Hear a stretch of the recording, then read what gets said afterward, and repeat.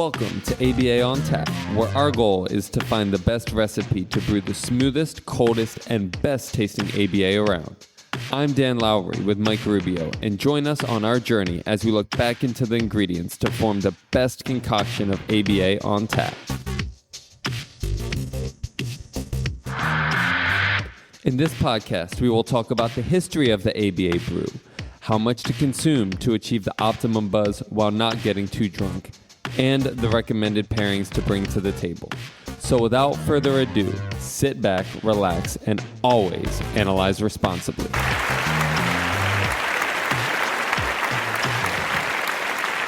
All right. Welcome back to yet another installment of ABA on Tap. I am your ever gracious co-host, Mike Rubio, along with Mr. Dan, as usual. Mr. Dan, good to see you, sir. How are you? Doing great. How you doing, Mike? I am doing fantastic and super energized and excited for today's guest. We've been learning so much from all our guests, and in this case, I am ready for a full education, just really dealing with a content expert in an area that is super important to any and all of us, and then very specific and very important, I would say, within our work as applied behavior analysts, and something we've bantered about and talked about and alluded to, but never had the distinct privilege of learning more about. So, Mr. Dan, what are we talking about today? Talking about sex or sexuality, I guess would be a better way to, more professional way to put that. That sounds like a song. Was it like a song or something? Let's talk about. Yeah. Is that the okay? But yeah, no, we're really, really excited. Today's guest has a lot to teach us about this particular area and how it's applied in our field as behavior analysts. So, without further ado, excited to introduce Rachel Benson.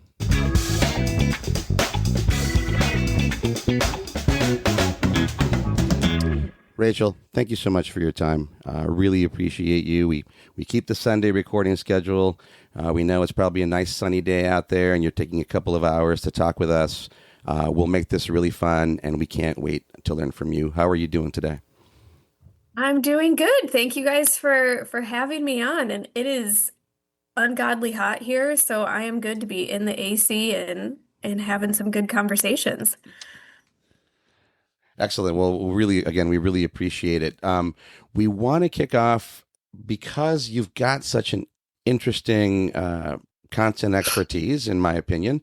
Want to know your origin story, all the work you've done leading up to what you do now, because we find as we meet more and more exciting young professionals that there is always an interesting origin story. People have covered a lot of ground and then somehow come across something like sexuality and said, wow, I see a lot of need in this area, a lot of need for exploration, for further research, just for other applied strategies that actually work for people that might be encountering very true-to-life challenges or whatever it may be regarding this very large umbrella of sexuality, which I'm sure you're going to help us understand a whole lot better. So start from the beginning and then tell us how we got to where we're at, and we'll explore from there. Yeah, so I started ABA career kind of how I feel like everybody does in the autism sector, early intervention. I was working for more of like a big box company, and we randomly got a couple older teens in our services, and I wasn't afraid to take them on. And so we were working on a lot of social skills, and I noticed a large deficit in education on dating and consent and internet safety and things like that. So I started doing my own research, taking some CEUs to try and, make sure I was competent to be able to teach those skills, and, fighting with insurance on the necessity of those skills to have a full life. Yeah. And then admittedly was getting a little burnt out in my role as a BCBA. So I looked at some other options and was like, oh, there's a sex education certification to be a sex educator. So I looked into that some more. And then during COVID, I took a couple CEU workshops with who is now my boss, Nicholas Mayo Thayer, and he does a lot of stuff with sexuality and was doing some workshops, like I said, during COVID.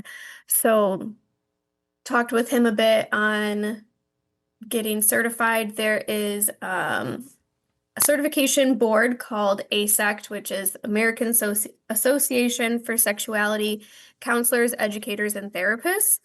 So then I began my journey of getting AASECT certified. And then when I moved, I was in California at the time, moved to St. Louis area, which is where Nicholas's company Empowered, a Center for Sexuality, is based. Reached out to him, and he had a job opening. So then I started working there and haven't looked back. The rest is history. Where in California Yeah. were you? I was in Fresno. Oh, okay. Lovely Yeah. Fresno. Hey, shout out to Fresno. I said lovely Fresno. Shout out to Fresno. Yeah. And you were doing, that's where you were doing more, I like your phrasing, the big box. I've never heard that. I love that yeah. phrase. I'm going to steal that. Yeah. Yeah, we'll be using that again, the big box service. It's Feel fair free enough. to. Yeah, it's fair enough. It's a big box. There can be a lot in there, and it can be more or less organized. So how long have you been doing your current work in the St. Louis area? For 3 years. 3 years. Okay. Tell us a little bit more then. We'll take a step back, and not that you have to define this comprehensively, but if you were to give us a working definition of sexuality as it applies to all the different things that you might help address with clients, get us started with that, and then we'll go from there. Yeah. So sexuality is super all-encompassing depending on how we're defining it, but it's in relation to what someone's biological gender might be. It might be their personal gender identity, their sexual attraction, orientation. Kind of depends on which path we're going down. And then, so you got a certification on that. Can you speak a little bit about what a certification on sexuality is, teaches? Can you speak to that a little bit? Yeah, so with the AASECT certification that I have, you have to do so many clock hours of education around the field of sexuality, and then so many clock hours on how to teach it in different, it goes through different demographics and populations, different skill sets or problems you might come across, and then client hours, of course, you have to clock, and then supervision as well. And then I also have my certification in behavioral sexology. So I have a level 1 and level 2 certification in that. And that was similar in terms of having so many client hours, so many supervision hours, and then so many education components as well. Behavioral sexology. Never heard of that one before. Is that so? Is the material and the content pretty similar to the other certification? No, so that's the thing with the AASECT, it's not behavioral at all. Oh, okay. Yeah, so it was a little different to be going down that route when I was deciding if I was staying in the field or not, because it was, like I said, you can pull behavioral components from it, but it was not behavior based, whereas the Certified Behavioral Sexology program is all behavior based. All right. So then your clients, your patients, if you will, it's not specific to any given diagnosis. Is that correct? Correct. Yeah. Okay. So there's some autistic individuals, some with just intellectual disability, ADHD, anxiety, depression, kind of the whole gamut. Interesting. So you were in the field working as a BCBA, like you said, for the big box company, kind of like in the more traditional sense. You had some teenagers. They had some behavioral challenges that kind of led you down this pathway. Can you speak to any of those specific challenges? I remember literally the first client I ever worked with was with this gentleman like 20 years ago. And it may or may not be along these lines, but I remember he's basically spent like 6 hours with us because we were his non-public school, and he was a teenager and he started masturbating, and the staff was like, kind of felt like it was the end of the world, didn't know what to do with it. And I remember Mike kind of being like, well, that's what teenage boys do. It's true. So yeah, can you speak to like what that looked like with those first clients? What were some of the behaviors that may have needed to get addressed, or what sent you down that line? Yeah, so some of the first ones was just kind of just basic boundaries and consent. Like we don't touch other individuals. We don't take their pictures off the internet and then show them around to other people. We can't disrobe in the clinic or in the grocery store. A lot there, public solo Yeah. sex masturbation, depending on what verbiage you want to use, is very common. Especially now, what I do, I don't work with as many, barely ever have a minor. Most of the time, they're 18 and above. Okay. And that is very common in the group home settings. And yeah, people don't always know what to do, but really thinking like, well, they're just a teenage boy or human is the best first step, because it is just humanizing the behavior. Right. So you mentioned something in terms of, I guess that, the group home setting and the way you're alluding to it, the notion that you might be lending preemptive education to these individuals, and then you're going to find yourself with them expressing this behavior in the moment. Will you talk a little bit about that balance in terms of determining, how much and who can and how much education before antecedent-based strategies, how much education you can lend to somebody, and then how that translates into now your reactive strategy, knowing that public, that can be misconstrued, that could lead to other consequences that we're actively trying to avoid for certain individuals. I mean, there's so much to consider there. So I'll pass it over to you and see how you can decipher that hopefully somewhat clear question.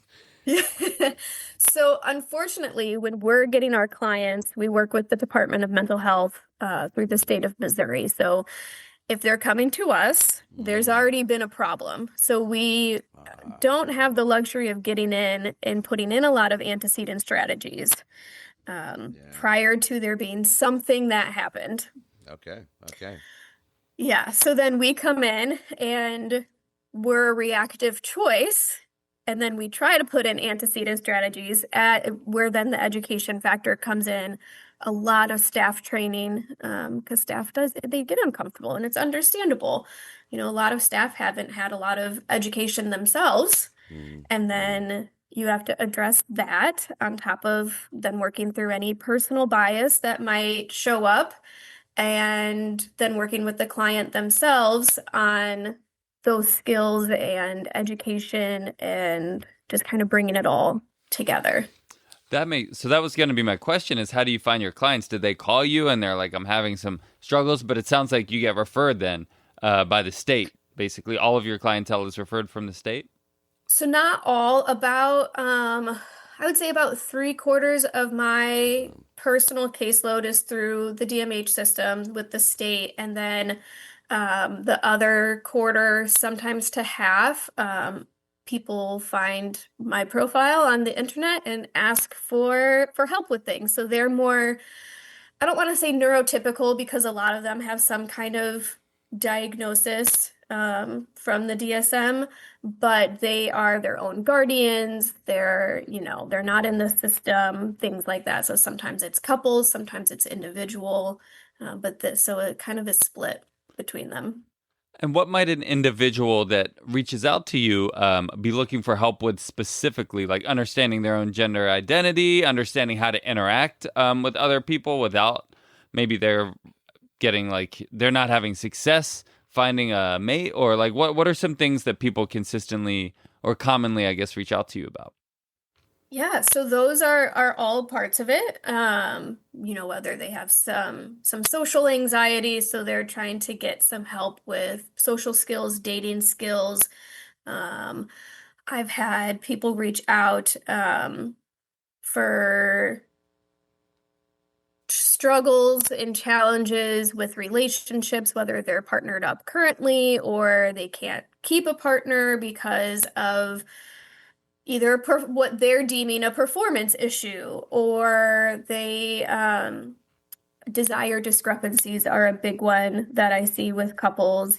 Someone maybe has a higher desire to have sex, someone else doesn't. How do you navigate that and, not have resentment and that? I've done some shaping with solo sex, both with the DMH system and individuals. So it's kind of just a huge spectrum of behaviors. Okay, wow, that is a huge spectrum, especially since you're doing kind of the private side of things and the state-based side of things. Is there a Yeah. big discrepancy with what you're allowed to do? Like with the state-based side of things, do you have as much of a free reign as you do on the Oh no. non-state-based? Or are they like, you need to do this? This is what you You're do. avoiding some So- big consequences sometimes on the state side. Like these things cannot happen any further, right? It's a pretty strong limit you're facing, perhaps. It gets trickier because on the state side, most of the time, I won't say all the time, but most of the time, the individual that I'm working with is not their own guardian. So a small percentage, they're with either a biological relative or something along those lines, but most of the time they have a court-based guardian. So then a major challenge is bringing out my recommendations that sometimes can make people uncomfortable, and then having to work through people's uncomfortableness and their bias with accepting those recommendations. So a lot of times the challenges come with differences in values between the client themselves and then their system.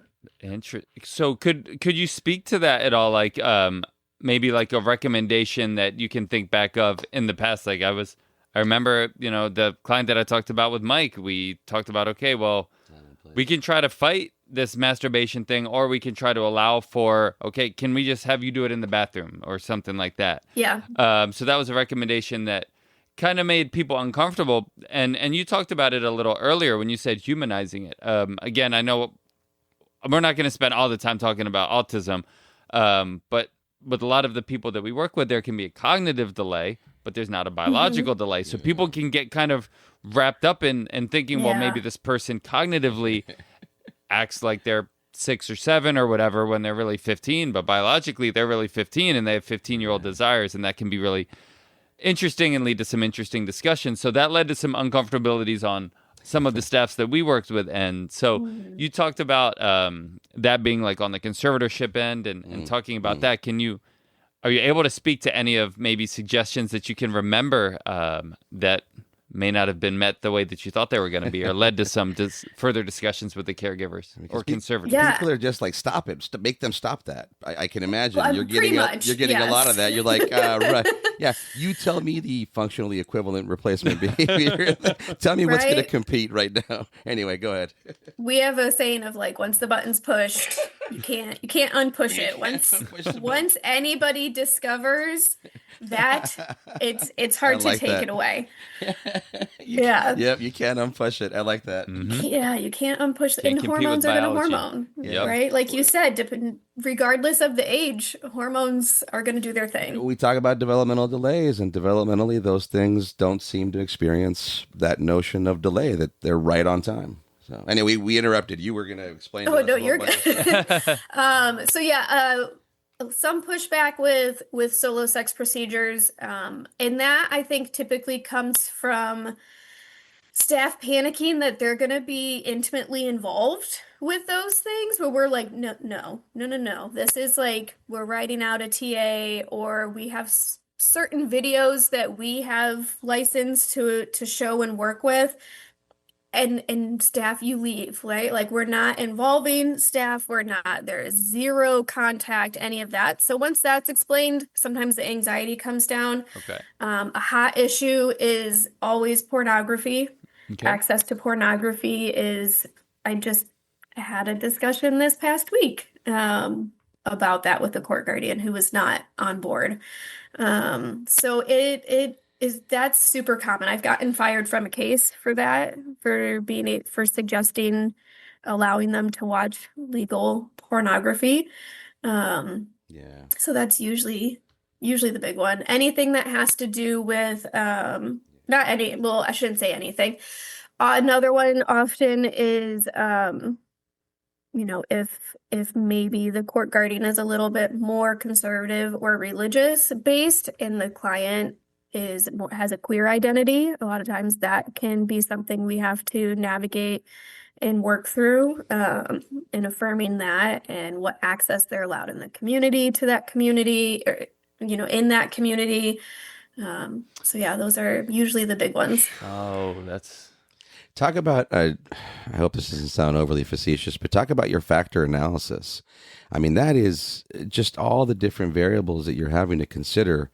That's remarkable. I'm not even sure how to formulate this question, but on any given day, how do you prioritize? I mean, again, this is a really open-ended question. I guess it depends on every circumstance. But yeah, how do you, is there any aspect of what you do in that factor analysis that you have found it's always good to put these things first, or is always good to resolve that area next?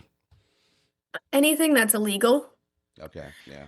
or can lead to, an illegal charge, or if something's out in the community and can lead to a safety or thing or anything that's a risky behavior. Those are definitely ones that we're going to address first. And sometimes it is putting heavy restrictions in place. If they're looking up child pornography, but they're not understanding why it's wrong, then we might put internet restrictions in place and then walk those backwards. Or if they're getting catfished on the internet, again, might put some restrictions in place until we can educate and then walk those restrictions backwards. Wow. Okay. And so, wow, so you might actually put like, or I guess you wouldn't do it yourself probably, but you would advise the guardian to put some sort of internet restriction on not being allowed to look at basically any pornography until they're able to differentiate what is legal and what's not. So I'm typically a part of it because especially if they have a court guardian, they have to go through a review system, like some kind of ethical board, to have restrictions put in place to ensure that they're not losing just basic human rights. Sure. And so in order to get that approved, you usually have to have some kind of reduction plan, at least somewhat lined out. So I help create the reduction plan because it's usually based off of the education that I'm giving.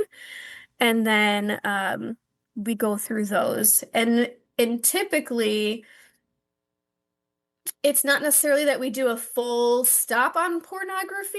It's that we might change the method of consumption. So if they're really, anytime they're on the internet, that's what they're looking up is something related to child pornography, then maybe we just do DVDs, magazines, something along those lines, and just not have the internet access. So go a little bit more old school than what people typically do nowadays. And is that something? Oh, I'm sorry. Go ahead. Is that something you're like legally, excuse my ignorance, legally required to report if you have a client that's like looking at child pornography? Do you have to report that to authorities or something like that? So again, by the time I come in, it typically already has been reported to some chain of command. And a lot of times the legal system has been involved. Sometimes that's why I'm there, is because it's mandated. Other times I'm there as like, hey, do this and you won't get the charges, or do this and hopefully we won't have anything else that we have to report. But most of the time the legal system has already been involved. Gotcha.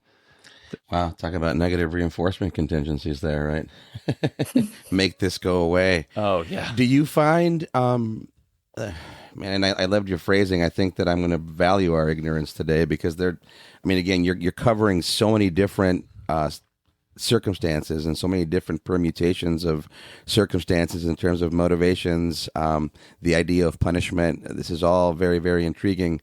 From a motivational perspective, do you find that step down works? So if you're looking at child porn on the internet and now your step down clearly legally can't be child porn on DVD or paper, what is typically the replacement stimulus? What have you found that might work?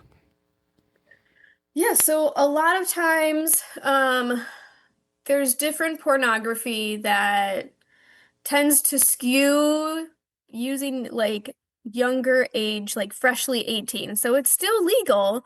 They just look really young, Yeah. like Hustler Okay. Barely Legal.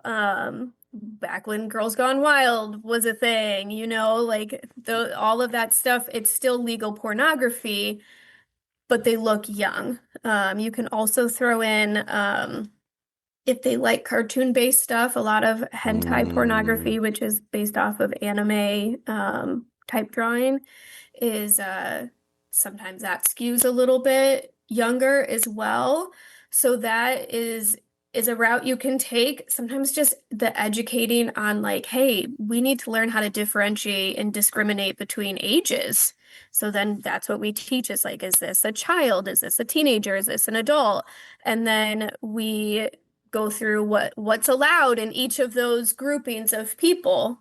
And then there becomes again, maybe they just were never told. Or sadly, in the disability world, a lot of times people are their peers, which I use that word loosely, are younger.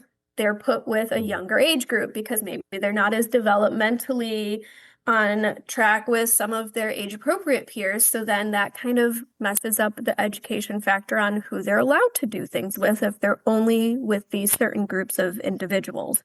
So working on that too, of changing their social surroundings. Well, and what I mean, this is what an interesting premise. I don't know if I'll have a question, but the idea that developmentally there might be certain inhibitory or disinhibitory functions that are or aren't available, and now socially you're being exposed to younger peers. I mean, it just makes me think of, that big ugly stat in terms of high percentage of developmentally disabled people that end up being in some abuse situation, sexual or otherwise. And these are all related to what you're discussing there. This really well-intended, let's put you in situations that are for lack of better phrasing, cognitively appropriate based on some level of interaction and other measure. And then we're inadvertently feeding into this other risk that's out there. Is there a way to reconcile that? Again, I'm not even sure if I asked a good question there, but I mean, you're bringing up a really good overarching topic that is very difficult for us to consider, yet we're actively doing things that might be filling that tiny little percentage gap. And then all of a sudden we could have done something differently, I guess. Yeah, and I think it just takes recognition that that is something that happens, and whether consciously or subconsciously, it's super common, especially in residential settings, group home settings, where their day hab programs go from like 16 and up. Well, then now you have this group of people that you're 18 and up can't do some of this stuff with, but one, have they ever been told that? And then two, you're encouraging these relationships to happen, but then feelings and hormones and things occur, and they're going to be kids and teenagers and young adults and act on them. And then they get in trouble, and then they get kicked out of date program, and they don't get to see their friends anymore. And it's that circular piece. So now it's as easy as they've never been told, but we're going to maybe attribute it to all these other things that are on this piece of paper that, yes, may be related, but it was as easy as saying, hey, I need to tell you about this, and I'm not sure that you quite understand these parameters socially or otherwise, but the only way you're going to is if I demonstrate them to you somehow. And I mean, I love that you keep saying that phrase, because I think that's important to emphasize. It's as easy as just exposing the client to the information somehow, some way, and then adjusting from there. And again, I'm not being overly facetious. I'd be out of a job, and I'd be okay with that. It's that easy. It's talk about a parsimonious approach, right? Have you told them? Maybe nobody told them, right? Maybe nobody told them. So well, I've heard a stat. I forget the number, but a ridiculously high percent of teenagers, I guess, their first encounter with anything sexual is on porn. Because people aren't talking really about it. young now, too, right? Like super young. And it's probably higher in the disability community because maybe the parents aren't thinking, again, because of the discrepancy between potentially the cognitive age and the biological age. Even parents of like a neurotypical individual probably don't want to broach that subject, but I imagine it's even more challenging. Is that something that you've experienced? Do you experience just people's first interactions are with porn? That's all they really know. So maybe they have this weird, devious or weird, or just lack of understanding of relationships, maybe sexual encounters, stuff like that, because the only Absolutely. information they have is through pornography. Absolutely. We talk about porn literacy a lot and the realities of porn versus the realities of reality and what the differences are there. You don't most people when they order their pizza or have the plumber come to the house, it doesn't lead to a sexual encounter, right? But if you're Wait a minute. watching What? pornography Come on, But Rachel. you're Sorry. watching pornography and that's, a common theme or stuff like that, or even like you said, just what sexual acts are deemed norm. I mean, in the neurotypical realm, there's a lot of research coming out about how often partners are choking one another. And it's not necessarily because they want to be, it's because they're seeing it in pornography, or one of them is, and they don't, right? Like consent's not hot in pornography. So they're not asking, hey, can I do this to you? They just do it. So then they see that, oh, hey, that guy, that girl really liked that. I'm going to do it the next time to my partner. And I'm not going to ask because they didn't ask here and she didn't care. He didn't care. And so it just takes out a lot of just even the value of consent in those interactions. So how do you educate in that situation then? Because their reality is, no, this person enjoys that, or why should I believe you when what I've seen is the opposite? Like, how do you educate them and have them believe that no, the real world isn't what you see, when for them the real world is what they see? Yeah, so do some basic internet exposure on the internet says this is real, but is it? Like picking things that the client knows and then finding something different on the internet to show them just the basics of everything on the internet is not real. And then I will use pop culture and like TV media clips because I understand that I don't know things because I'm just a person, but if it's from TV, it's real and it does make sense. So I lean into that if I can Okay. and use clips to show, where someone is maybe saying yes, but their body language isn't matching. So does it really seem like they're saying yes? Or I try to find as many clips as I can of people asking permission during sexual acts to be like, look, they did it. And then they still had fun afterwards. It's okay to ask, can I do this to you? So I watched I know it was Whitney Cummings who was talking about it. I think it was on Rogan. This was like a long time ago, but she had a really interesting statement that was very illuminating to me. And she was talking about sex and the autism community, again, relating it back to that, but how a lot of individuals with ASD struggle with body language. Mm-hmm. And how she was hypothesizing that that was going to potentially be a problem because they might not, so typically, if we understand body language and we're going past that, we know we're doing something wrong. But a lot of times, people that don't understand body language, it just might be an ignorance thing. It's not an intention thing. It's like an ignorance thing, or somebody's not responding to my text message, so I'm going to text them over and over and over and over and over again, or I'm going to continue to, because a lot of like with relationships, and please chime in here with sexuality, a lot of it is more nuanced. Like somebody's maybe moving away a little bit. They're not saying like, leave me the F alone. They're just maybe turning away or they're not responding, but people might not be picking up on these more subtle cues, especially some of the individuals that we might work with. And that can then lead to much, much more serious things, but it comes from like an ignorance perspective. Can you shed any light on that? Is that something that you've experienced, that you've worked with, is picking up on those subtle cues? Yeah, absolutely. And we'll do a lot of programming with body language, and that's something in our definition that we use for consent a lot of the time at Empowered is including body language in there. So it's not just a verbal yes or no. Like when I when I do it with clients, I'm like, well, what if I'm saying yes, but my shoulders are shrugged up and my face looks painful and I'm turned away a little bit? Like, does it seem like I really want to do whatever you just asked me?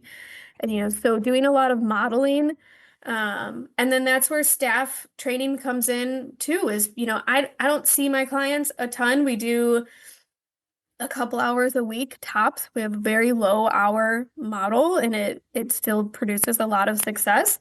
And we do a lot of staff training as well. So having the staff back up some of these skills that we're doing in the home so that they're showing, their body language and that, if they really didn't want the hug from the client, that they're not just saying, yeah, yeah, it's okay, it's fine, but saying, no, I did not like that. You didn't ask me, or you asked, but you didn't wait for the answer, right? It's not just about asking. You gotta wait for the answer that someone gives too, and backing up those skills, because especially for some of our clients who are through the court system and they don't have contact with biological or any family, staff feels like family to them. So those lines can get blurred really easily on, I feel like in other settings, it's really easy to just have staff interactions be high fives and fist bumps and maybe tickles if they're really young. But when they get older, they want hugs, they might want to cuddle, they want that sensory input potentially. And who are they going to get it from? They go to staff because that's who is the safe people. So then having staff really back up those skills and sometimes walk back some of their behaviors because then it's too confusing. That's quite an analysis right there. I mean, so many pieces to consider. That's again, it's fascinating. I was thinking as you were talking. So, is it a possibility that you see a lot of college age men, for example, through the court system because of these same? So we were talking more about a disability perspective, but I mean, this sort of impulse control, if you will, it's a really strong drive, and it's with regard to reinforcement. Again, is there anything stronger? So the idea that you're working with, for lack of better phrasing, somebody of a certain capacity who may then be impacted in terms of their impulse control to not just take the response of yes as their green light, but now have to step back and read these body cues. Is there a particular way you parse that out or sequence that, or do you find that that's probably individual to every person? Give us a little bit more of the nitty gritty on your approach to help somebody behaviorally kind of inhibit at first, knowing that they're going through a step of responses to actually get to that green light, so to speak. Yeah, I mean, one is having some natural consequences happen. A lot of times, again, staff are connected to these individuals, so they don't always they scale things back, right? They don't want to hurt someone's feelings.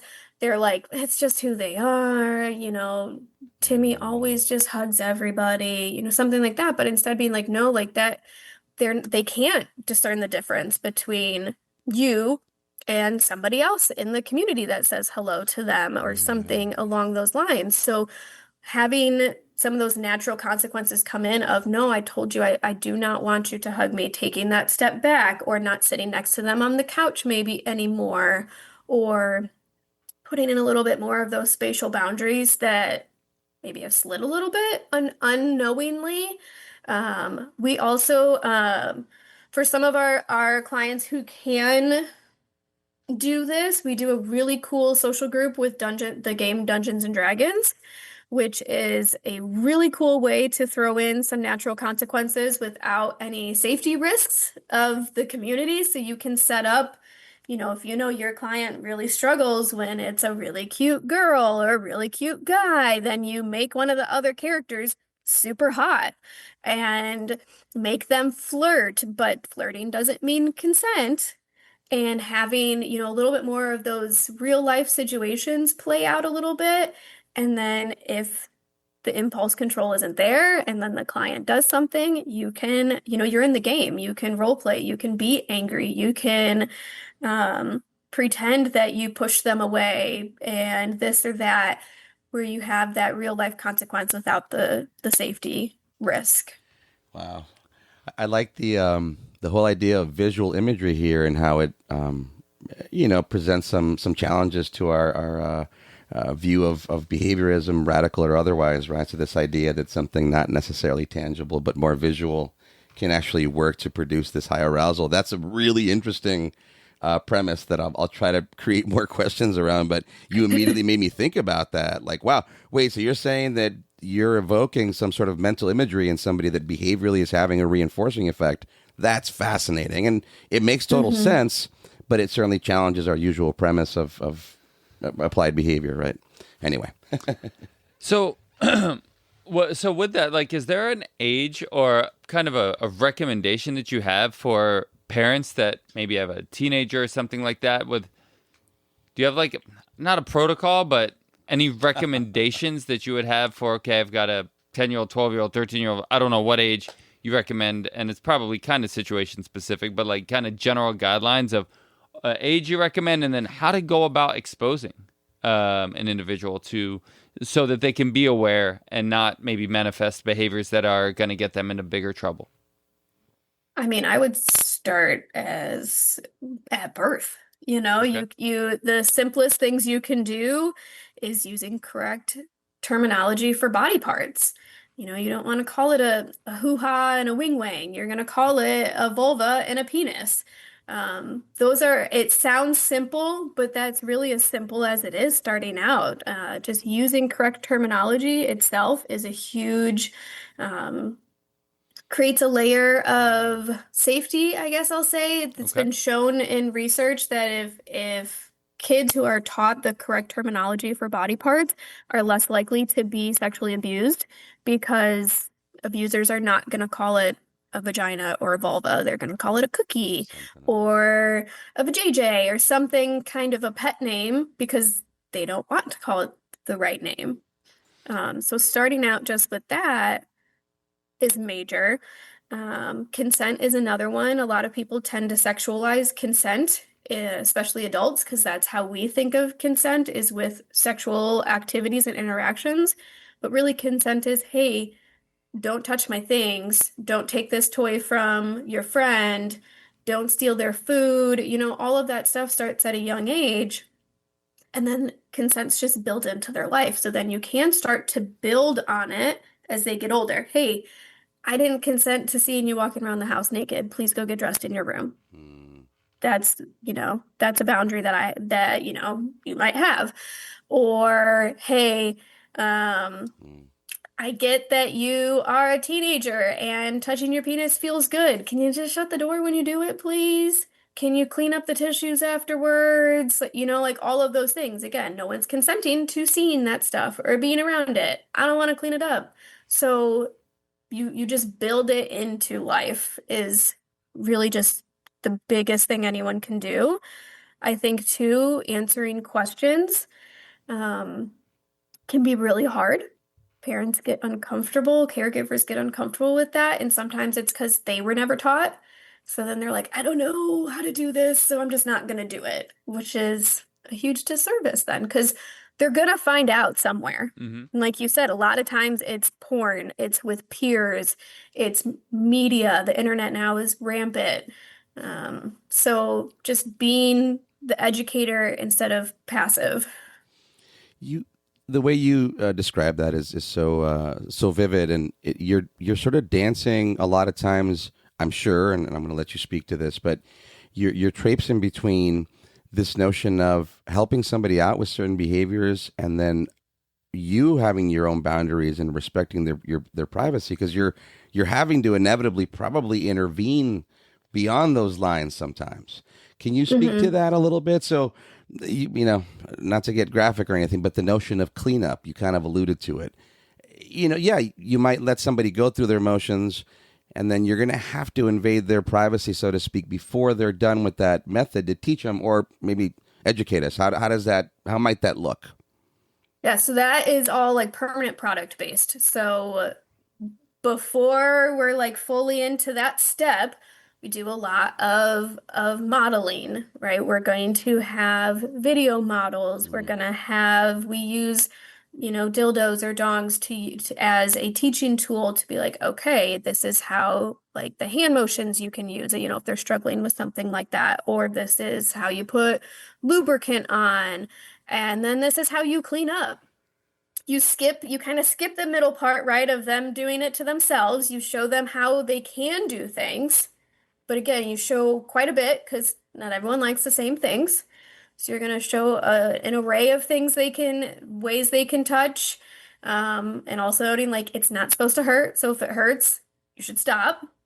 And then at the end, this is how we clean up. This is the trash can that's right next to your bed. Here's the box of tissues, the box of lubricant. If they're using a sex toy, we usually have a special box that it goes in. So again, it's not just hanging out for everybody in the house to see. So then the last step is usually, okay, when you've done all these other things, then you come out of your room. So we don't go in at any point in time. They come out and then we'll, obviously ask like, hey, did everything cleaned up? Everything's good in there? Because I'm gonna go check. Okay, you said it's good, and then you go in, and then you take your That's data cool. on what's left over or what was done or where more education is needed, and go from there. That's so impressive. A small marker, but the idea that you're creating more of a happenstance consequence, where if you're out of your room, then I might go through there, and then socially, if I see certain things, I'm going to have to tell you about my consent again. That's just Hmm. a really cool breakdown the way you describe that, and again, what a I guess what a respectful way to go about it is the best word I can think of. That boundary Yeah. that you set so clearly there, and you talked about normalizing these things, and it's funny because all of these things are normal. Just as a general populace, we're not necessarily willing to talk about it. Well, And and you think yeah, about it when we're talking about the neurotypical population, right. 9 times out of 10, they've learned to hide it. Whether that's from TV or a friend, or Especially they the got caught porn. once and it made them feel uncomfortable, so they've learned to hide it and then they don't do it again. So a lot of times parents will be like, well, I never had to do this with their older sister, or I never had to do this with their older brother, or whatever age. And it's like, yeah, because they learn differently. So With yeah, this one, we kind of have to teach them that. back to what you were saying there. So the idea that then your response as your child's 9 or 10, and you discover them viewing these things, the notion that you might impose some sort of punishment, that's what's going to lead them to hide it in the future. So kind of back to your original recommendation, right? You're going to want to be some level of acceptance and description and education, as opposed to just some level of punishment. Because yeah, you're right. I mean, the whole lot of us, the whole outside of joking about how prevalent it is, I think the whole culture is about disguising the use of that or the consumption of those materials. Yeah, and I mean, when you're talking about solo sex or even just touching genitals, think of how many times you've seen a little kid do it, and everyone's first thing is, no, don't do that. Don't do that, right? Like it makes people Mm, uncomfortable instead of recognizing that that's an opportunity to be like, hey, over there. just go do that in your room. Like I get it might feel good, but you don't do that in front of other people. Instead of throwing in this internalized shame of Hmm. do not do that. No one should be around for it. Just being like, hey, that's something in your room. Especially because as kids, again, we are sexualizing it as adults. We're thinking of the sexual act of it. A lot of kids will do that because it feels good. It's self-soothing. Yeah. Yeah. And so they're not sexualizing it, but everybody else in their life is. And then when it's pornography, you get into a little Interesting. trickier stuff because viewing pornography under the age of 18 is illegal. So if parents know about it and are providing any content, they could potentially get into legal trouble. Mm, mm. So you kind of have to navigate that a little bit more strictly and have some more frank conversations of like, hey, I know what you saw. I get it probably brought up some feelings, but like it's not allowed. It's against the law. And talk Yeah. about why. Kids under 18, you can't consent to things. You don't understand the long-term consequences. Wow. So we keep using this term consent, which is obviously super important in this whole discussion. Can you speak to kind of how you define it and maybe issues that you run into? Because a lot of the population we work, it's actually more assent than consent because they might be non-vocal. But can you speak to maybe how you and your company define consent? If there's any nuance in there that you found to be really useful, and then potential issues or obstacles and ways of overcoming those obstacles that you've seen with the clienteles that you've worked with. Yeah, so depending on, support needs and levels, sometimes our definition of consent is as basic as asking permission. Then we kind of build off of it. Sometimes, it's asking permission and waiting for an answer and then saying, okay. Other times it gets as in depth as we say there's 5 things to consent. You have to say yes. You have to show yes with your body language. The other person has to understand what you're asking them to do. So if they can't understand what you're asking, then they can't give consent. They have to know the consequences of what could happen. So if it is something with sex, there could be pregnancy, there could be STIs, there could be getting caught. It doesn't always have to be something just sex related, but like there's other consequences, and there's also good consequences too, right? So understanding those consequences, and then everyone has to be okay with it. So that's our most descriptive definition for consent. And I'll use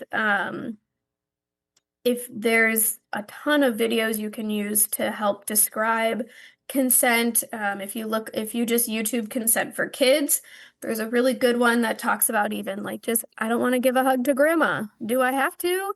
No. Basic as that.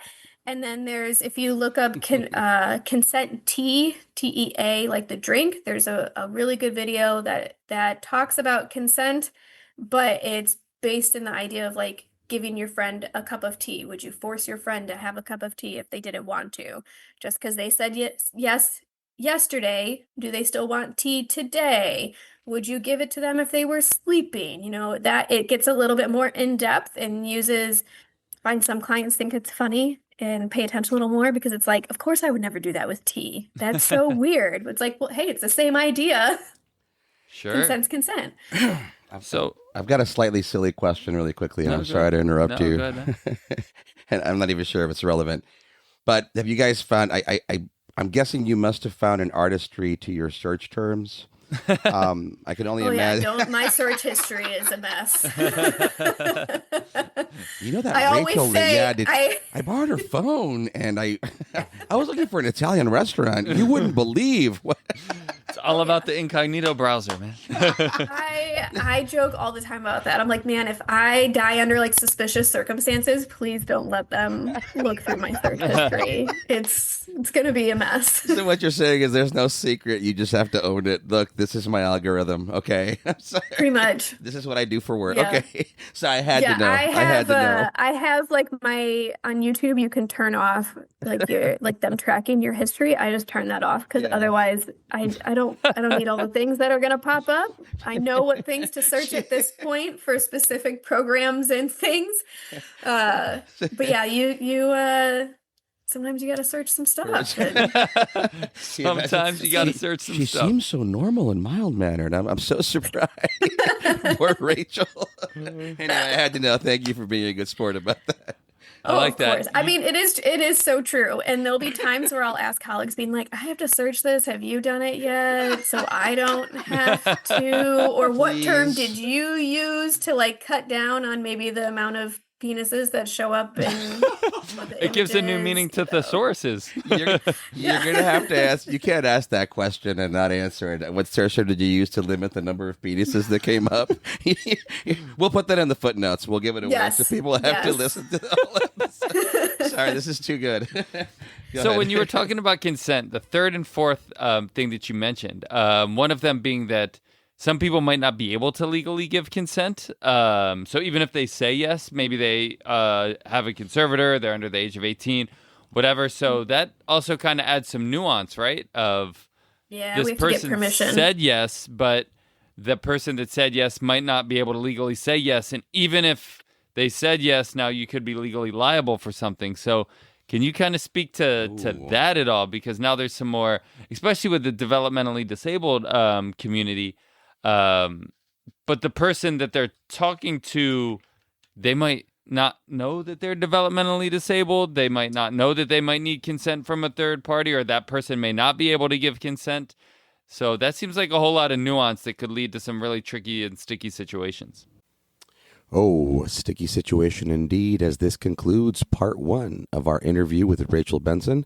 She's lending a wealth of information, so please do return for part 2. And always analyze responsibly. ABA on Tap is recorded live and unfiltered. We're done for today. You don't have to go home, but you can't stay here. See you next time.